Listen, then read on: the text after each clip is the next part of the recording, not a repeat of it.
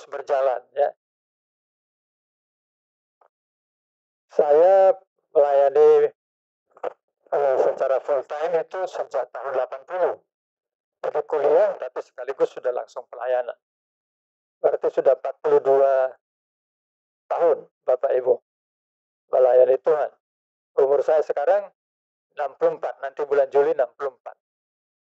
Berarti sudah lebih banyak melayani daripada sebelum pelayanan. Nah, gereja kita usianya 21 tahun. 21 tahun. Dan kalau lihat usianya itu bukan anak-anak lagi. Ya, bukan juga remaja. Tapi sebenarnya sudah menjelang dewasa. Kalau lihat waktu seperti itu, kita bisa, secara pribadi saya bisa berpikir ya sudah waktunya untuk pensiun. Nah, tetapi seperti lagu ini berkata, jangan lelah bekerja di ladangnya Tuhan. Bapak Ibu yakin ini? Nah, mengapa kita tidak pernah lelah melayani Tuhan? Karena Tuhanlah sumber dalam kehidupan kita. Kita akan lelah kalau kita melupakan bahwa Tuhan sumber kehidupan kita. Tetapi kita tidak akan pernah merasa lelah, tidak akan pernah merasa capek, ya, merasa bosan, kalau kita menyadari Tuhanlah sumber dalam kehidupan kita. Oleh karena itu, di dalam ucapan syukur 12 tahun gereja kita, firman Tuhan hari ini mengajar kita dari Mazmur 127. Bagian firman Tuhan yang sangat meneguhkan, sangat menguatkan. Ini adalah bagian firman Tuhan ketika saya dan istri menikah. Dan inilah firman Tuhan yang juga yang memperdomani dalam kehidupan gereja kita di chemistry ini. Karena ini sebenarnya bagian daripada firman Tuhan terhadap keluarga. Dari Mazmur 127 dan 128 itu adalah sebuah kesatuan. Ya, sebuah kesatuan. Nah, hari ini Tuhan mau berbicara pada kita dari Mazmur 127. Mari buka firman Tuhan. Mazmur 127. Kita baca berkat Tuhan pangkal selamat. Itu judul dari LAI. Tetapi judul daripada pemberitaan firman Tuhan kita hari ini adalah Tuhanlah sumber kehidupan kita. Mari kita baca mulai dari ayat 1, 1, 2, 3. Nyanyian ziarah Salomo. Jikalau bukan Tuhan yang membangun rumah, sia-sialah usaha orang yang membangunnya. Jikalau bukan Tuhan yang mengawal kota, sia-sialah pengawal berjaga-jaga. Sia-sialah kamu bangun pagi-pagi dan duduk-duduk sampai jauh malam, dan makan roti yang diperoleh dengan susah payah, sebab ia memberikannya kepada yang dicintainya pada waktu tidur. Sesungguhnya anak-anak lelaki adalah milik pusaka daripada Tuhan, dan buah kandungan adalah suatu upah. Seperti anak-anak panah di tengah pahlawan, demikianlah anak-anak pada masa muda. Berbahagialah orang yang telah membuat penuh tabung panahnya dengan semuanya itu. Ia tidak akan mendapat malu apabila ia berbicara dengan musuh-musuh di pintu gerbang. Bapak Ibu yang kasih Tuhan, di dalam kehidupan berkeluarga itu ada faktor-faktor yang sangat penting dalam hidup kita. Pertama itu rumah. Nah, rumah tangga. Nah, rumah secara fisik jasmani. Yang kedua itu keamanan. Ya, keamanan, perlindungan. Kita ingin hidup kita aman. Yang ketiga itu ekonomi. Ya, makanan. Ya. Banyak orang berkata termasuk orang Kristen, kalau nggak makan kita nggak bisa menyembah Tuhan, Pak. Ya, sebenarnya salah itu. Kita menyembah Tuhan pasti akan makan. Lalu yang keempat, generasi berikutnya, anak-anak, keluarga. Jadi kita melihat ada 4 hal yang penting dalam kehidupan dalam keluarga itu. Dan keempatnya itu dinyatakan dalam Mazmur 127. Bahwa Tuhanlah sumber daripada keempatnya itu. Nah, mari kita perhatikan yang pertama di bagian ayat 1 bagian A. Bunyinya seperti ini. Jikalau bukan Tuhan yang membangun rumah, sia-sialah usaha orang yang membangunnya. Nah, Bapak Ibu, pernyataan firman Tuhan ini diawali dengan kata jikalau. Nah, kata jikalau ini menunjukkan sebuah persyaratan. Jadi kita bisa berkata seperti ini kepada anak-anak kita, jika engkau rajin belajar, engkau akan berhasil dalam pendidikanmu. Tapi jika engkau malas belajar, engkau akan gagal. Nah, jadi kata jikalau ini mengatakan tentang adanya sebuah sebab dan akibat. Jika seorang anak itu rajin, maka akibatnya dia berhasil dalam pendidikannya. Jika anak itu malas, maka anak itu akan akibatnya gagal dalam pendidikannya. Jadi penting sekali kata jikalau ini. Nah, dalam firman Tuhan ini dikatakan, jikalau bukan Tuhan. Bapak Ibu, jikalau bukan Tuhan. Artinya di sini peran Tuhan diutamakan. Jikalau bukan Tuhan, artinya kalau tidak ada Tuhan, maka akibatnya apa? Nah, mari kita baca lagi. Kita baca sama-sama. 1, 2, 3. Jikalau bukan Tuhan yang membangun rumah, sia-sialah usaha orang yang membangunnya. Jadi kalau bukan Tuhan yang membangun rumah, sia-sialah orang membangunnya. Oh, mungkin kita berkata, maksudnya gimana nih? Buktinya banyak tuh rumah dibangun oleh orang-orang. Pemerintah kita punya target tentang pembangunan rumah 1 juta rumah. Bisa dibangun, apartemen bisa dibangun. Rumah-rumah, perumahan mewah banyak dibangun. Seakan-akan tanpa Tuhan pun manusia bisa membangunnya. Karena itu firman Tuhan ini berkaitan dengan kehidupan, bukan bicara tentang rumah secara fisik. Nah, sekarang itu saya mau tanya, mengapa kita perlu rumah, Bapak Ibu?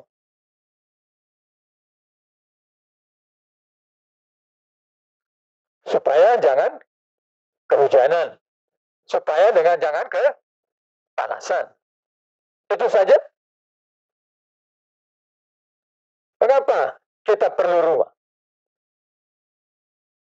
Dalam hubungan keluarga, rumah itu tempat kita berkumpul. Itu yang pertama, ingat di situ. Rumah itu menunjukkan tempat kita berkumpul sebagai keluarga. Suami dan istri, anak-anak berkumpul di rumah. Dengan di rumah kita menyatu. Dengan di rumah kita membangun hubungan. Dengan di rumah kita memiliki kebahagiaan karena kita bersama.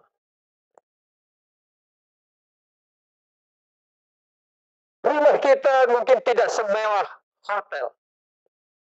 Tetapi kalau Bapak Ibu tinggal di hotel yang bintang 5, semuanya lengkap di situ, suruh 10 hari akhirnya bosan. Kenapa? Suasananya berbeda. Keadaannya berbeda. Kita pernah mengadakan ibadah di puncak. 2 hari itu menyenangkan. Tapi kalau 10 hari kita terus di situ, pasti ada yang mulai bosan. Ngapain kita di sini? Kita balik lagi ke rumah. Di rumah paling nyaman. Sehingga pepatah orang tua dulu yang berkata, setinggi-tingginya bangau terbang, dia akan kembali kemana? Ke sawah juga. Artinya sebaik-baiknya tinggal di rumahnya orang, lebih tetap nyaman di rumah sendiri. Walaupun rumah sendiri itu lebih sederhana daripada rumah orang lain. Nah, sekarang pertanyaannya, kalau orang mau bangun rumah tangga, itu tujuannya apa? Apa tujuan orang menikah? Oh, mengubah status. Ya, daripada statusnya jomblo, lebih baik apa? Menikah. Salah. Orang menikah bukan untuk mengubah status. Daripada capek asal ketemu di pesta. Kapan lo? Kirim undangan. Lalu nikah. Itu tujuannya salah. Coba ibu-ibu yang hadir ini, tujuan menikah itu apa?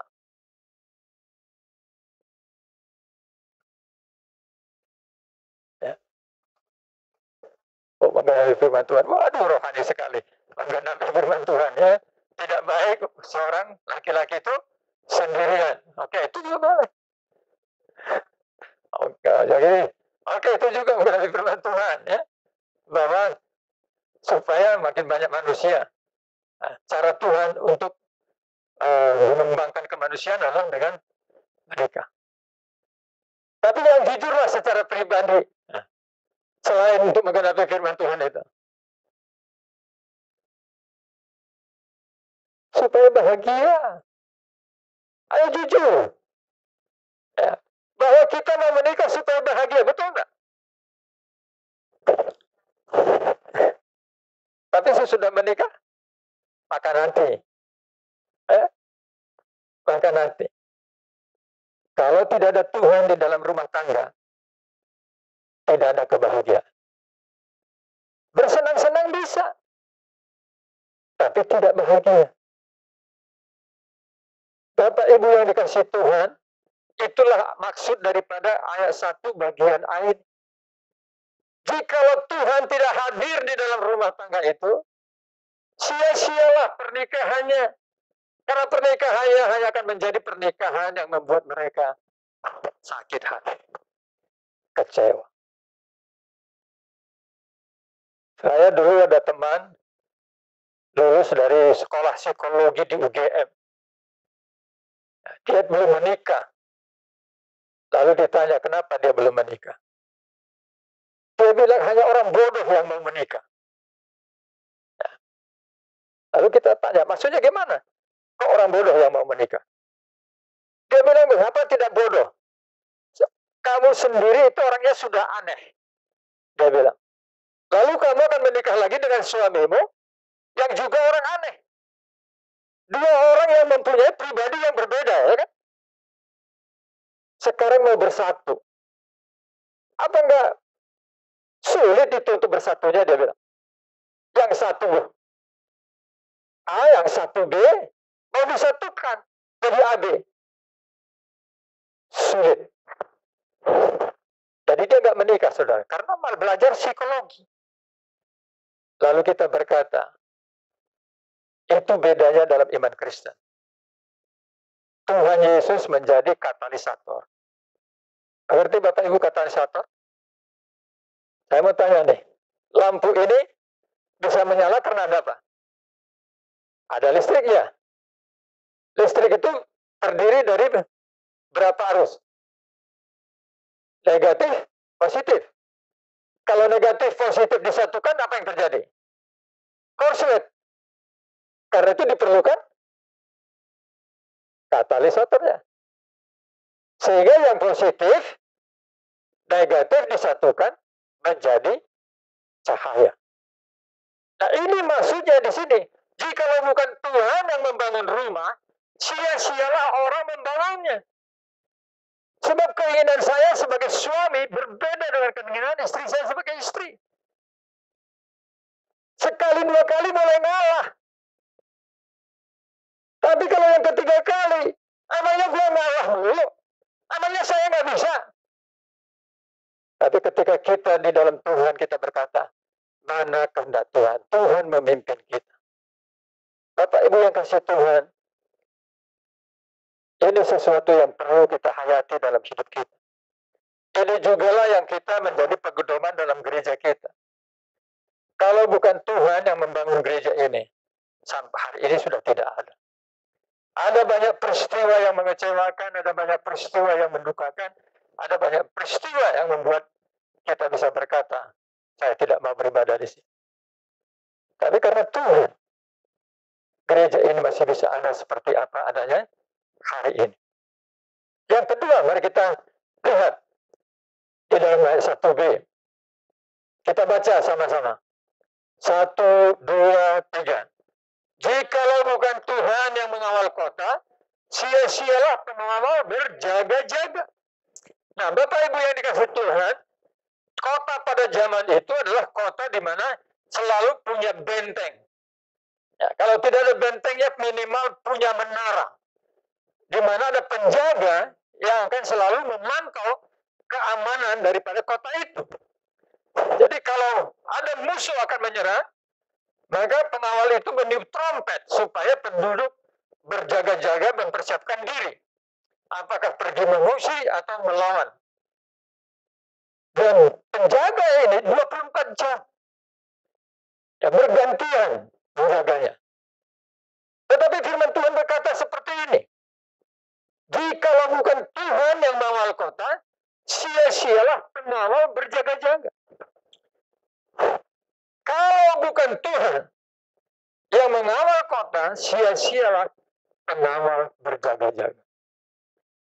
Bapak Ibu yang kasih Tuhan, salah satu saya kira ancaman terbesar hari ini adalah masalah keamanan. Ya, parkir di satu tempat ada tulisan, gunakan kunci ganda untuk kendaraan Anda. Sudah ada tukang parkir, tapi masih ada tetap peringatannya, gunakan kunci ganda. Jadi selain kunci yang sudah ada secara keharusan di dalam mobil itu, harus ditambah lagi dengan alarm supaya aman. Oh, itu soal benda, Bapak Ibu. Dialah rumah. Orang membuat pagar. Tetapi mungkin yang paling penting, siapa yang menjaga anak-anak kita? Siapa yang menjaga pasangan kita? Coba. Siapa yang menjaga pekerjaan kita? Bisa kita menjaganya? Terbatas.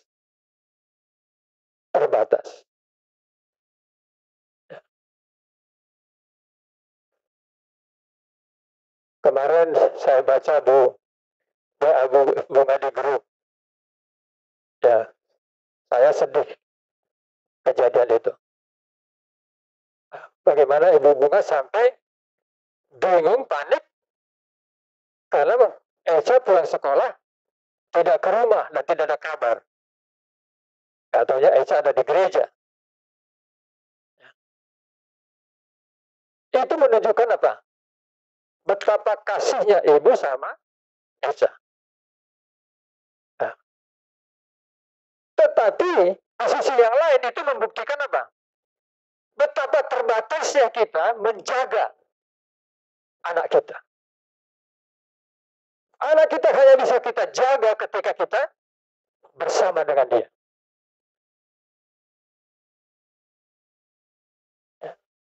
Ketika anak kita tidak ada bersama dengan kita nggak bisa jaga. Ibu Sianturi, ya, kita ada sekolah jauh waktu di Jogja, sekarang di Bogor. Nggak bisa. Betapa sayangnya pun cintanya Bu Sianturi untuk melihat supaya kita tidak ada mengalami masalah, nggak bisa, terbatas. Oh, sekarang ada WA, ada telepon. Bisa telepon. Tapi kalau baterainya habis, nggak bisa apa-apa. Jadi betapa sebenarnya kita harus jujur. Kalau bukan Tuhan yang menjaga anak-anak saya, kalau bukan Tuhan yang menjaga suami saya, kalau bukan Tuhan yang menjaga istri saya, kalau bukan Tuhan yang menjaga apa harta yang saya miliki, saya tidak bisa menjaganya. Saudara-saudara, gereja kita ini tidak ada yang tinggal secara tetap di sini. Ada alat-alat seperti ini kan. Waktu itu ada telepon kepada Bu Titrin, Bu Gembala. Bu, tolong cepat ke sini Bu. Ada asap di ke gereja. Kami kedua-duanya kena COVID. Bagaimana mau datang? Kami telepon Pak Taimi. Saudara-saudara, ada alat-alat juga di sini. Orang bisa saja masuk. Pagar kita buat. Tapi itu nggak ada pada pelindungannya. Hanya Tuhan yang menjaga. Jadi mari kita menyadari itu. Tuhanlah yang melindungi hidup kita.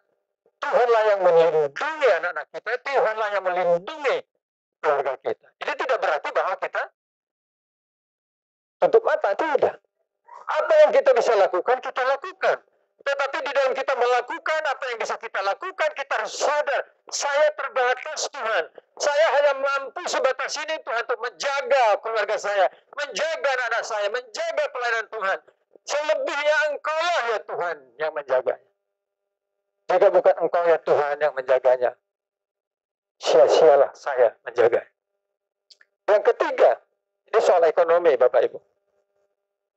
Mari kita baca ayat 2. Kita baca ayat 2. 1, 2, 3.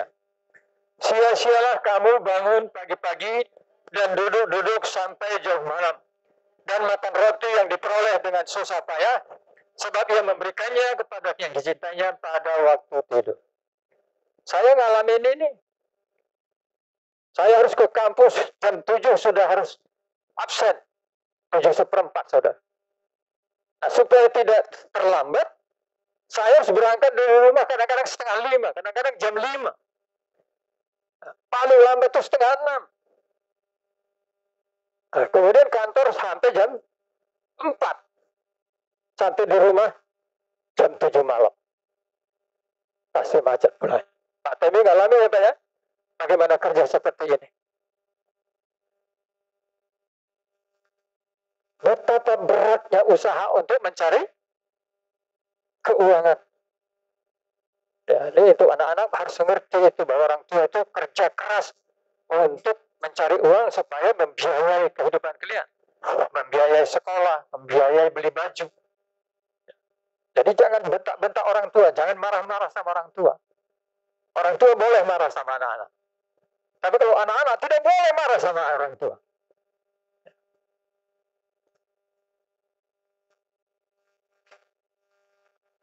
Tapi coba kita baca. Sekali lagi. Sia-sialah kamu bangun pagi-pagi dan duduk-duduk sampai jauh malam dan makan roti yang diperoleh dengan susah payah, sebab ia memberikannya kepada yang dicintainya pada waktu tidur. Artinya bukan berarti kalau kita kerja keras tidak dapat uang, dapat uang. Kita kerja keras, bangun pagi-pagi, pulang malam-malam, dapat uang, dapat uang. Tapi waktu makan rotinya itu dengan apa? Rasa capek. Lalu dilanjutkan dengan pernyataan, sebab dia memberikannya kepada yang dicintainya pada waktu tidur. Ini bukan berarti kita tidak boleh kerja. Tuhan mau kita bekerja keras. Tuhan mau memberkati pekerjaan kita. Tapi dia mau kita menyadari bahwa rezeki itu datang dari dia. Rezeki itu bersumber dari dia. Itu yang Tuhan mau katakan di sini. Sehingga dikatakan, dia memberikannya kepada yang dicintainya pada waktu tidur. Nah, ini juga jangan salah paham ya. Kalau gitu kita tidur sajalah, nanti diberkati Tuhan. Salah juga saudara. Harus kerja. Tapi Tuhan memberkati orang yang dia cintai. Jadi kuncinya adalah yang pertama, kita harus mencintai Tuhan, karena dia adalah sumber daripada rezeki kita. Sumber daripada rezeki kita. Saya dengan sekarang banyak di rumah, karena pimpinan saya bilang, Pak Mora tidak perlu ke kantor kalau tidak penting. Kadang-kadang saya lihat orang lewat, hanya bawa alat untuk isi ulang gas. Dalam hati saya, bagaimana dia bisa dapat rezeki? Berapa orang yang isi gas? Ya. Seandainya dia itu punya keluarga, bagaimana dia menghidupinya? Hanya dengan jual gas itu loh, gas para api itu. Bukan gas tabung ya. Tapi Tuhan itu memang sumber rezeki. Orang yang bekerja dan mencintai Tuhan, dikasihi Tuhan, dia akan diberi rezeki. Jadi mari kita selalu melihat, Tuhan, rezekiku adalah daripadamu. Pekerjaan yang kukerjakan ini adalah tanggung jawabku.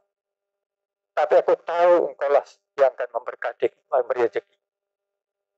Dicintainya pada waktu tidur. Jadi hiduplah supaya dicintai Tuhan. Hiduplah supaya dikasih Tuhan. Yang keempat, Bapak Ibu. Ayat 3-5 kita baca. Ini penting. Mari kita baca bersama-sama. 3-5. 1, 2, 3. Sesungguhnya anak-anak laki-laki adalah milik pusaka daripada Tuhan. Dan buah kandungan adalah suatu upah. Seperti anak-anak panah di tangan pahlawan, demikianlah anak-anak pada masa muda. Berbahagialah orang yang telah membuat penuh tabung panahnya dengan semuanya itu. Ia tidak mendapat malu apabila berbicara dengan musuh-musuh di pintu gerbang. Ya, bicara tentang anak-anak. Firman Tuhan berkata bahwa anak-anak itu milik pusaka Tuhan. Buah kandungan itu adalah suatu upah. Artinya itu juga datang dari Tuhan. Kita nggak bisa minta. Di dalam Alkitab dikisahkan bagaimana Rahel marah sama suaminya Yakub. Karena kakaknya Lea sudah punya anak. Tapi dia belum punya anak. Dia berkata kepada Yakub, beri aku anak, beri aku anak. Yakub bilang, aku bukan Tuhan. Yakub berkata, aku bukan Tuhan, aku tidak bisa memberikan anak. Kalau kau mau minta anak, minta sama Tuhan. Lalu Rahel meminta kepada Tuhan. Akhirnya diberi anak oleh Tuhan. Namanya Yusuf. Saudara-saudara, Ribka juga tidak punya anak. Suaminya Ishak. Ribka ingin punya anak. Apa yang terjadi? Ishak berdoa untuk istrinya Ribka. Dan Tuhan berikan anak kepada Ribka, Esau, dan Yakub. Anak-anak kita itu dari Tuhan. Bukan karena kemampuan kita, bukan kehebatan kita, saudara-saudara. Jadi kalau saudara sudah dikarunia Tuhan, bersyukurlah. Lihatlah anak-anakmu itu sebagai anugerah Tuhan. Cintai dia. Itu milik pusaka Tuhan. Baik laki-laki maupun perempuan, itu milik pusaka Tuhan. Jadi mari kita jaga, mari kita rawat anak-anak kita itu. Karena anak-anak kita itu akan membuat kita apa? Bahagia. Anak-anak kita itulah yang membuat kita terhormat atau dipermalukan.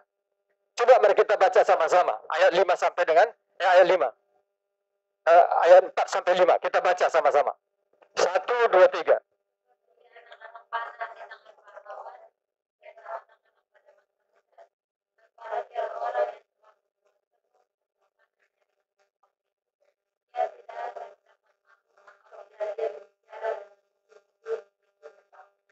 Coba, siapa yang membuat berbahagia? Ayat 5.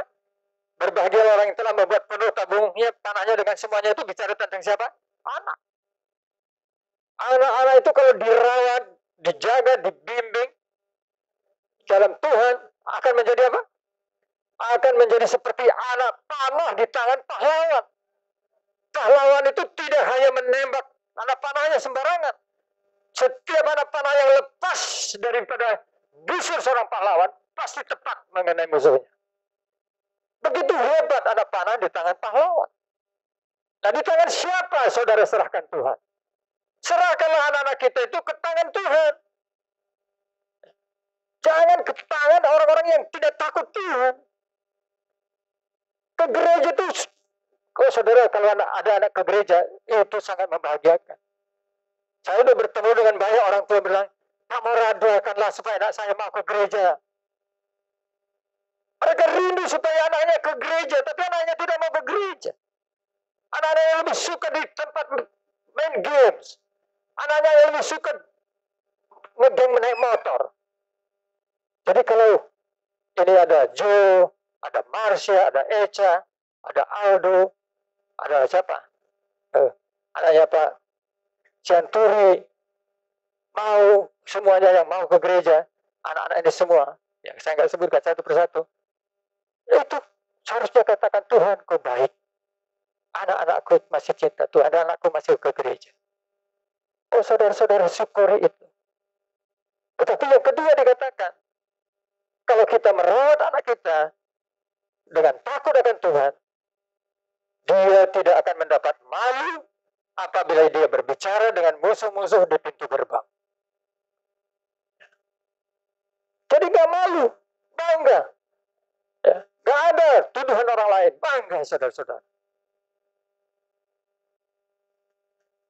Coba, Bapak Ibu saya mau tanya. Bagaimana membuat rumah itu menjadi berhak nilai dalam hidup kita? Firman Tuhan berkata, hadirkan Tuhan di rumah. Yang kedua, bagaimana saya bisa bebas dari ketakutan tentang keamanan keluargaku? Firman Tuhan ini berkata, serahkan mereka pada Tuhan. Yang ketiga, bagaimana supaya ekonomiku tercukupi dalam kehidupan rumah tanggaku, biaya-biaya anak-anakku? Firman Tuhan ini berkata, hiduplah seperti orang yang dicintai Tuhan. Yang keempat, bagaimana supaya masa depan anak-anakku ini, bagaimana supaya anak-anakku ini menjadi kebanggaan, membuat aku berbahagia, dan membuat aku tidak malu di depan banyak orang? Firman Tuhan ini berkata, rawat mereka seperti milik pusaka Tuhan. Saudara mau melakukannya? Kalau ini kita lakukan, ini akan membuat kita bahagia. Tapi ini juga menjadi tantangan bagi saya dan Ibu Gembala dalam gereja kita. Supaya gereja kita bisa seperti yang dikatakan dalam firman Tuhan ini. Biayanya tidak pernah kekurangan. Hubungan hidup kita tetap harmonis, terlindungi, dan jemaat menjadi orang-orang yang diberkati Tuhan. Andalkan Tuhan, utamakan Tuhan, dan lakukan apa yang kehendak Tuhan. Kita berdoa.